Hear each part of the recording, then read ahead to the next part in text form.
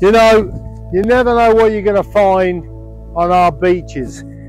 What is sometimes someone's trash was at one time someone's treasure.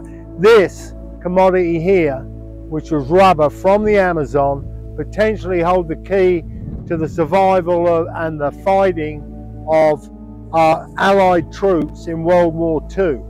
It became a very valuable commodity. Now this was off one ship, the SS Rio Grande, which was sunk January 1944. And it did hold a record, funny enough.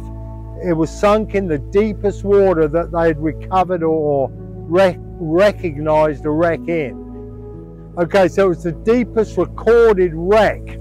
And then this rubber, this is off Brazil, this rubber floated to the surface, come all the way up around the point of Florida, and then ended up on our beach here 80 years later.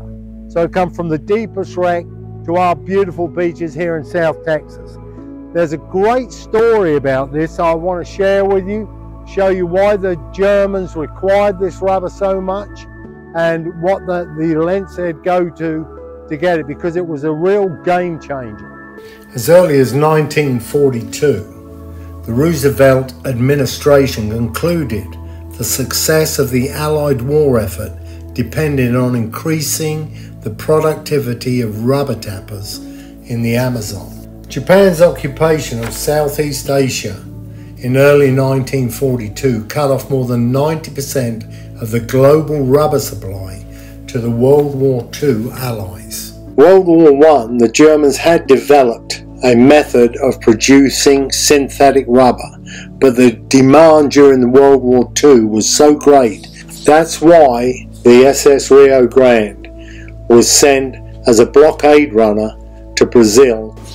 The Americans were very much aware of the necessity for rubber for the Allies and also for Germany, and had stationed two vessels off the Brazilian coast, the Hoyt and the Omaha. Now the SS Rio Grande unfortunately ran into them on this day in January 1944. The Omaha opened fire on them, and that was enough to convince the crew to abandon ship. The Omaha and the Hoyt went alongside, took the crews off, and the crews had opened the scuppers and sunk her into 18,000 foot of water. At that time, the Germans had come up with the concept of gluing rubber matting to the side of subs and making them invisible to sonar. The particular one that I was interested in, and I'm sure you will be, was the U-480. In 1 week, that stealth sub sank 4 British vessels, 2 cargo ships and 2 battleships in the English Channel. They had no way of detecting it. The U-480 had a particular young crew and a young captain. The captain was only 23 years old. His name was Hans Forster. He had been awarded the Military Cross by the Germans because of his effective sub-commander. Unfortunately, the U-480, or fortunately, finally was sunk by a sonic mine. Sheerly by luck, he got too close to one, and it punctured a hole in the stern of the vessel and took it to the bottom. And that was the end of it.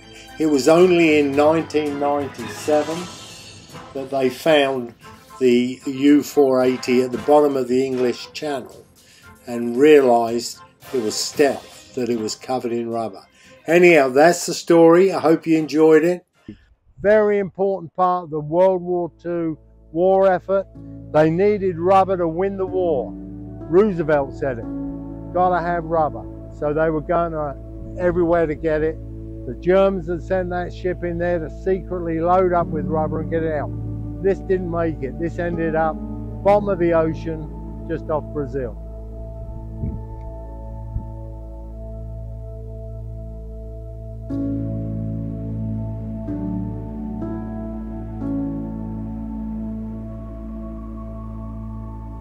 Thanks for watching, mates. Don't forget, like, share, subscribe. Don't forget to hit that bell and you'll be notified every time we do an update.